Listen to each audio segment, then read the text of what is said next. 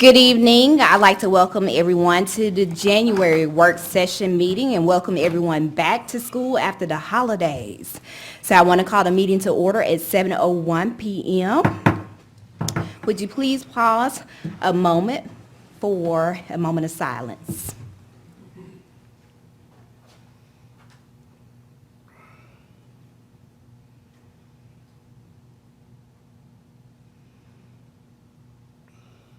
Please stand for the pledge. I pledge allegiance to the flag of the United States of America and to the republic for which it stands, one nation, under God, indivisible, with liberty and justice for all. Off to a new year.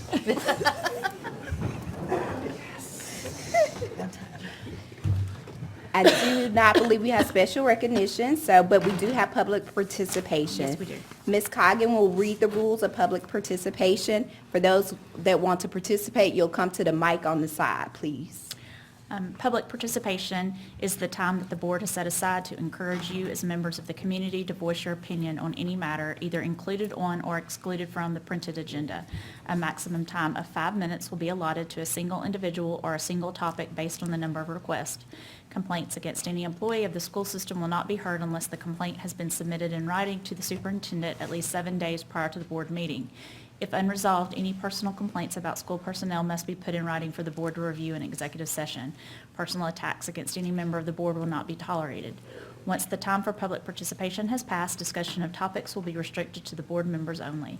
Thank you in advance for complying with this request. All right, we have two. Ms. Eileen Turner,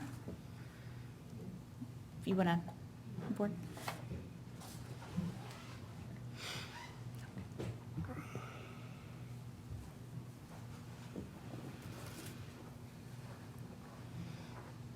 And Mr. Bailey will serve as the timekeeper, so he'll make sure you stay on the time. He'll let you know right before. Good evening, Good evening. and I'm Eileen Turner, and I live at 45 Edinburgh Lane in Covington, Georgia. And I'm here about school taxes.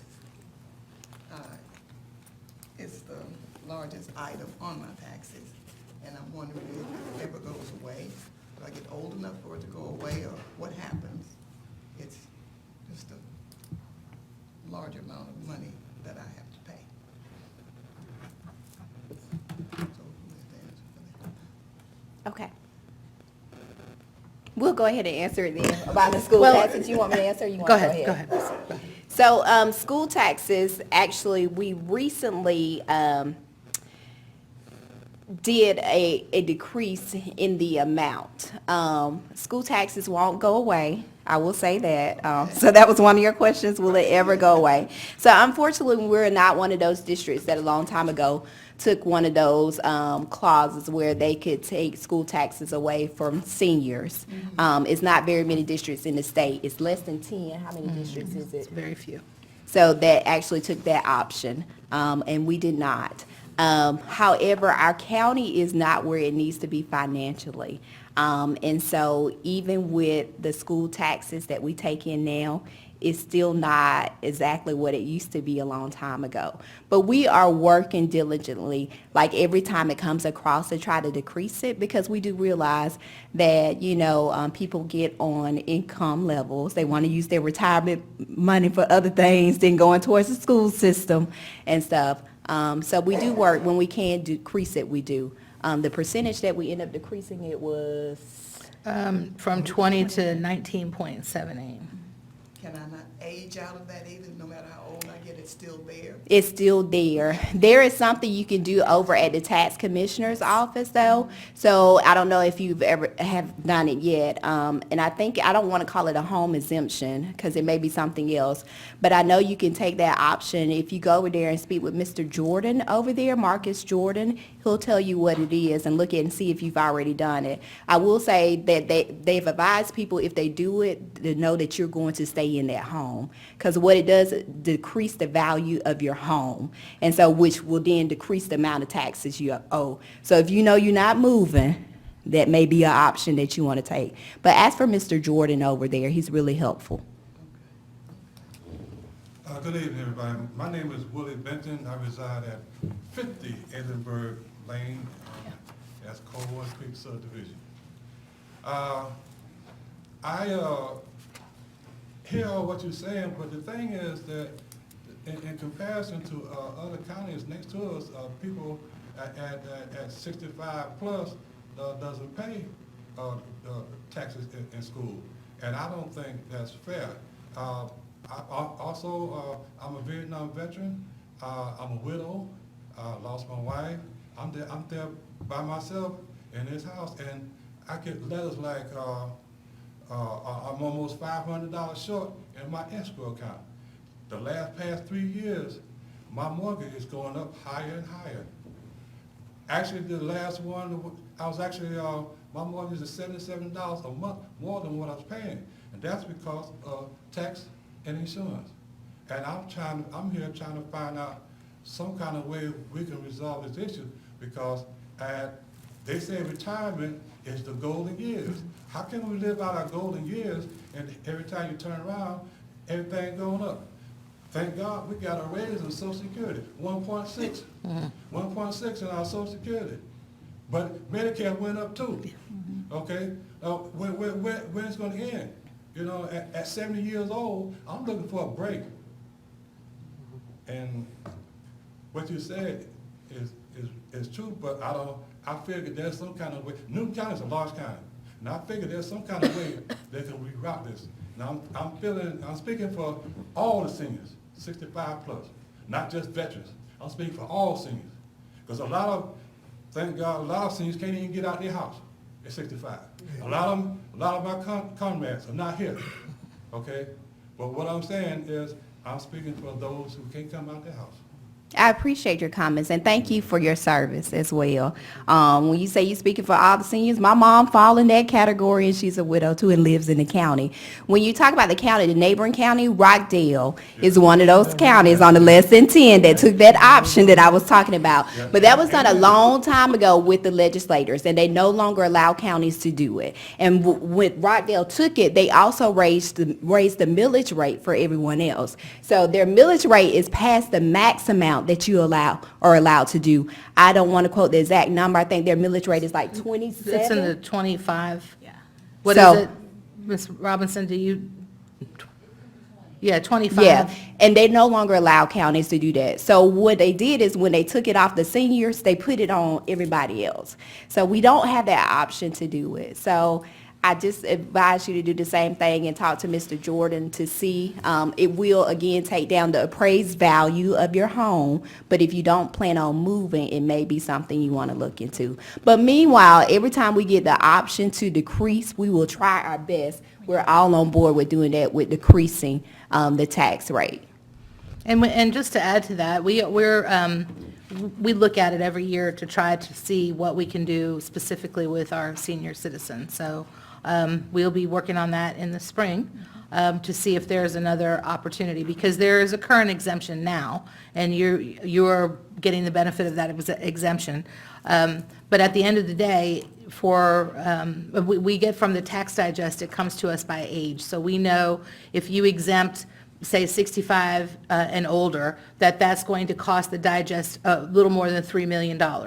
Well, that $3 million is part of the dollars that we would receive, and so then it would be a struggle for us to try to figure out how to make that up. So we're constantly looking for a way to relieve your experience, but at the same time, balance the budget and take care of all of the children that we serve. So I hear you, and we actually were working with the tax commissioner's office. We had planned to in the spring to see what we could work on, if And anything. perhaps to advocate to our legislators to go back to their old way and allow counties who are hurting the option to do what they have, the counties less than 10, similar to Rockdale doing.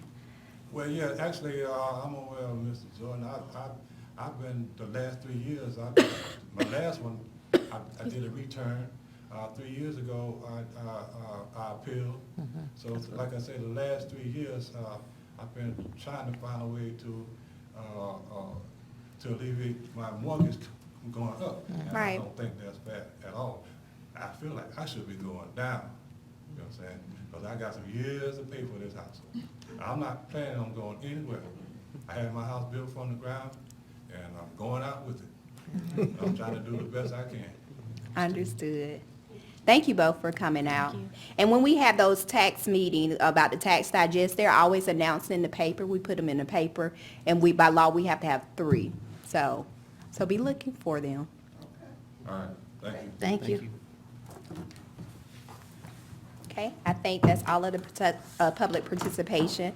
I need a motion to approve the agenda. So moved. Second. Okay, moved and second, all in favor? Aye.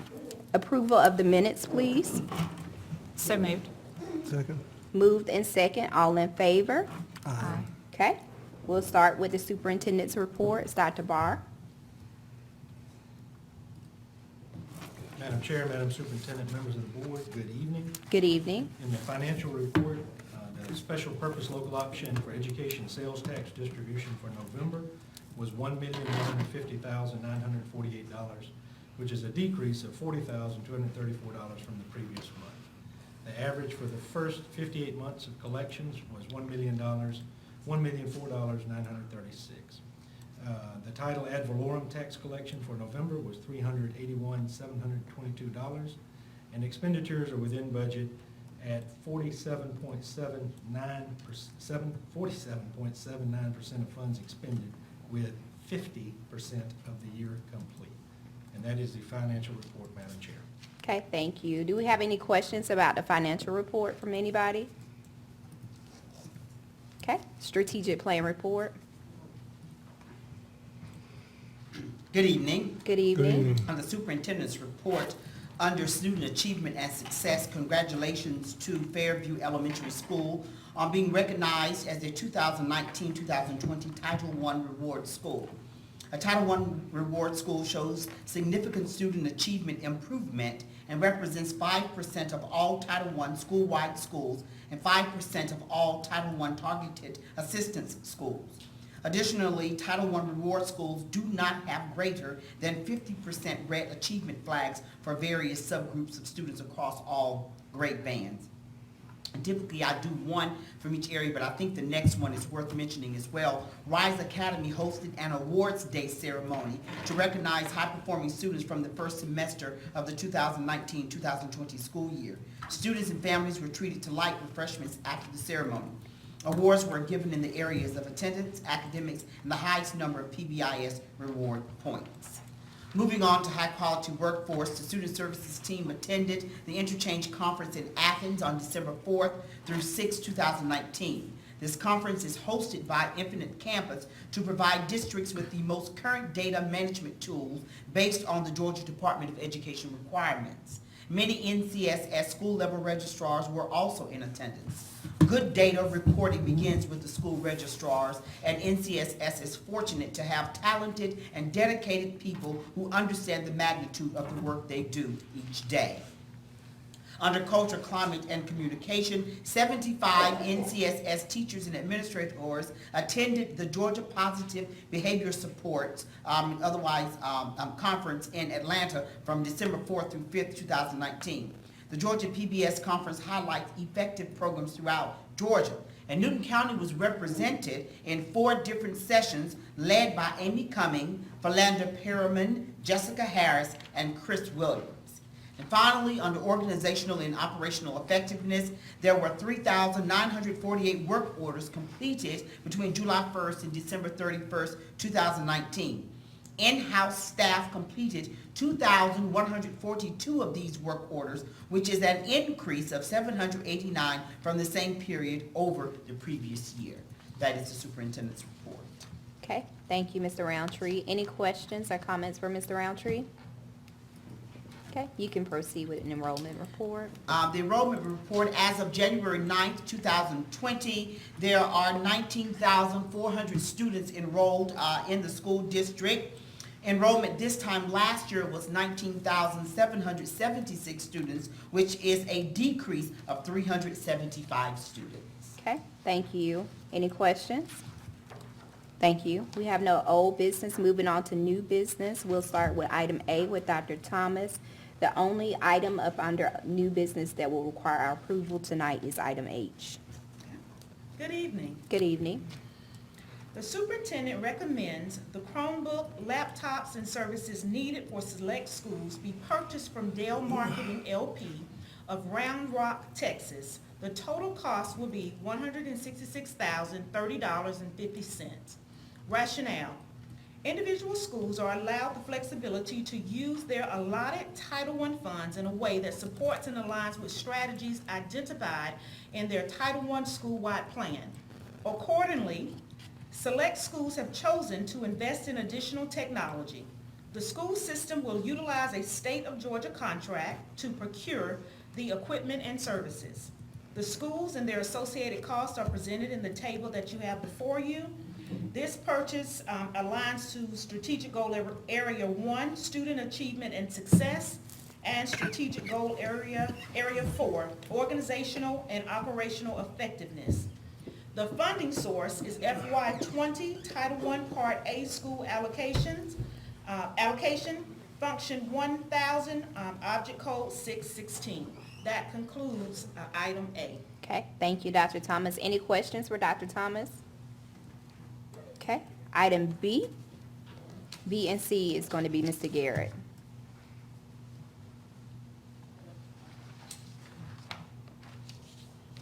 Good evening, Madam Chair, members of the board. Good Happy New evening. Year.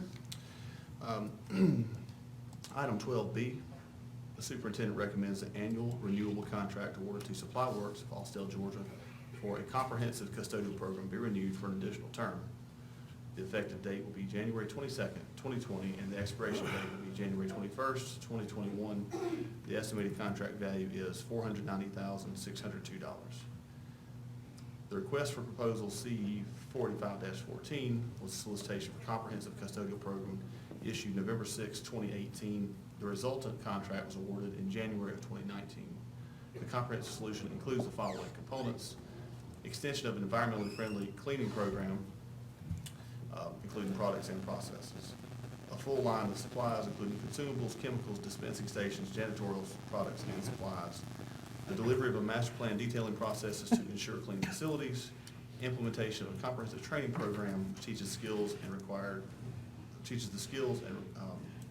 required to achieve the objectives under the cleaning plan, a variety of effective and efficient equipment options, and the repair and service of the equipment. The vendor has performed satisfactorily, met all contractual requirements, and has agreed to continue under the same terms and conditions of the original contract. The funding source of this will be FY 2020 and upon approval FY 2021 General Fund, Function 2600s, Objects 610 and 430. Okay, thank you, Mr. Garrett. Any questions? I do have a question. My numbers aren't matching up. Why is that? The documentation, the supporting documentation, is it just mine? Was it 414? Yeah. Yeah, that's what it shows on the chart. So the supporting documentation shows a cost proposal way less than what's in the opening statement. So what is the cost? The cost of the 490,602, I believe, is correct. Okay. So the cost in the final evaluation tabulation is not correct? You know what I'm talking about? That was from 2018, right? November, that's when we took the bids, November 2018. It doesn't have a proposed date on there. This is the C45-14. Yeah. Mm-hmm. So we have had a pretty significant increase this year as far as, so one of the components, so the big component of the program is providing all supplies. So it's soap, paper products, mops, brooms, etc. We have the smaller, that's the 610. When you look at the funding source, that's the supplies. The 430, that's the contracted labor part, which is also a part of the program. And if you see on one of the options is repair and service of all equipment to ensure optimal operation. So there has been, the equipment's aging, and we're doing some replacement as the funds are available, but we are having to do a fair amount of repair work on the equipment. So the burnishers, the scrubbers, Those are the big items. So that may account for that. And So the contract cost changed. Yeah, now I see 2018 on here. It's not on that first Okay. form, though. Yeah, it's not on the first form with the proposal estimate, the cost proposal. It's on through the documentation. So I guess what my suggestion, I don't know about anybody else, is put the supporting documentation needs to match up to what you guys are requesting to be approved. Because otherwise, I see a big difference in the numbers. Okay. Any other questions? Okay. Okay, you can go ahead with the next item. Item 12C, this is requested board action relative to surplus property. The superintendent recommends identified items be declared surplus and disposed of per board policy DO, and I believe you have the list available to you. Okay, any questions about C? Okay, thank you so much. Thank you. Item D.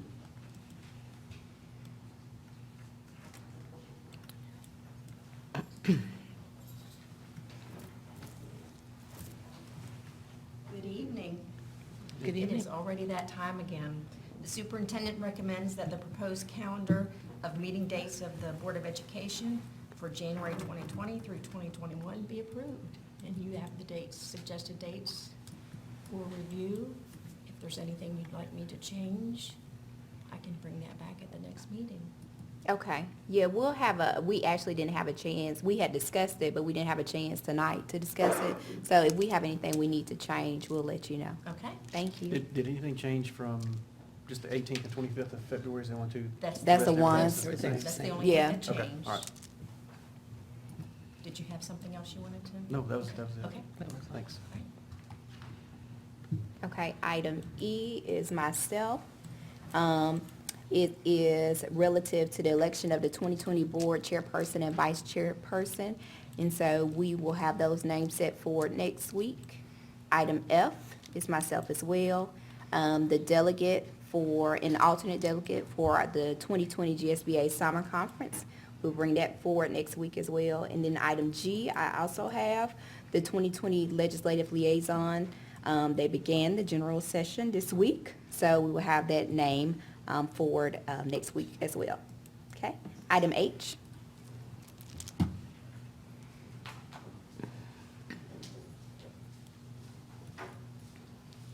Good evening. Good evening. The superintendent recommends approval of the personnel items discussed in executive session. Okay, is there a motion for item H? So moved. Second. It's been moved in second. All in favor? Aye. Okay, 4-0. Thank you. Other matters of interest? I just want to remind people, tomorrow night, we will have at Porter, Performing Arts Center at 6:30, Fighting Teen Suicide, Listen, Talk, and Pay Attention with Dr., Dave, I'm not even going to attempt his last name, from Grief Recovery. We just had a lot of things going on in the community, and I think this is an awesome opportunity for our parents, families, students, friends, and staff members to attend, if at all possible. Very good. Anybody else? Okay, having none, is there a motion to adjourn? So move. Second? Second. Moved in second. All in favor? Aye. Meeting adjourned 7:25.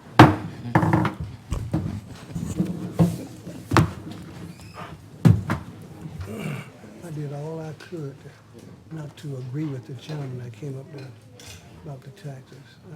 I was just doing He was good. this.